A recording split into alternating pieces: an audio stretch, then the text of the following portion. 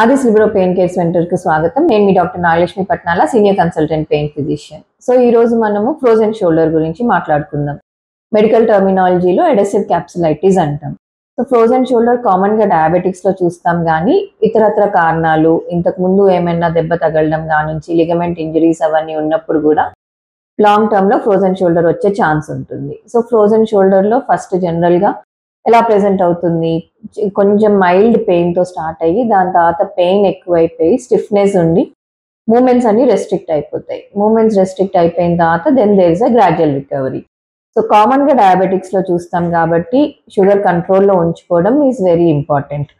దీంట్లో పెయిన్ ఎక్కువ ఉండడం తోటి డే టు డే యాక్టివిటీ చాలా ఎఫెక్ట్ అవుతూ ఉంటుంది. చెయ్యి పైకి ఎత్తలేకపోవడం, వెనకకు పెట్టుకోలేకపోవడం వల్ల డ్రెస్సింగ్ కానుంచి day to day activity effect అవుతుంది. సో అర్లీ స్టేజెస్లో బేసికల్గా manual exercises, TENS, ultrasound therapies, ఇవన్నీ ఫిజియోథెరపీ మొడాలిటీస్ తోటి mild medications of pain killers or simple paracetamol తోటి ఎఫెక్టివ్ ఉంటుంది.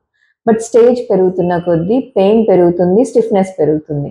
అప్పుడు ఫిజియోథెరపీ చేయడానికి కూడా ఇబ్బంది ఉంటుంది. సో ఈ స్టేజెస్లో సర్జరీ కాకుండా ఏమైనా ఆప్షన్స్ ఉన్నాయా అంటే ఎస్, దెర్ ఆర్ ఆప్షన్స్. దాంట్లో ఫ్రోజన్ షోల్డర్కి హైడ్రోడయాలిటేషన్స్, నర్వ్ బ్లాక్స్ ఒక ఆప్షన్. సో హైడ్రోడయాలిటేషన్లో బేసికల్గా ఫ్రోజన్ షోల్డర్లో షోల్డర్ జాయింట్లో ఉండే లిగమెంట్స్ అన్ని అతుక్కుపోయి మూమెంట్ రెస్ట్రిక్షన్ అవుతుంది. సో అల్ట్రాసౌండ్ గైడెన్స్లో స్కాన్ చేసుకుంటూ ఆ లిగమెంట్స్ అన్నిటిని సపరేట్ చేయడం వల్ల మూమెంట్ రీస్టోర్ అవుతుంది. అండ్ ఆ రీస్టోర్ అయిన మూమెంట్ వల్ల పెయిన్ కూడా తగ్గుతుంది. బట్ ఈ రీస్టోర్ అయిన మూమెంట్ని లాంగ్ టర్మ్లో కాపాడుకోవాలి అంటే ఫిజియోథెరపీతో కంటిన్యూ చేసుకోవాలి. బాగా సివియర్ పెయిన్ ఉన్నప్పుడు ఈ హైడ్రోడయాలిటేషన్ కూడా చేయడానికి ఇబ్బంది ఉంటే ఒక నర్వ్ బ్లాక్ ఇచ్చి చేస్తాము. సో ఫ్రోజన్ షోల్డర్స్లో physiotherapy mainstay of treatment తోటి బాగా ఇబ్బంది పడుతున్న వాళ్ళకి hydrodilatation, nerve blocks is another entity which will help you to facilitate physiotherapy.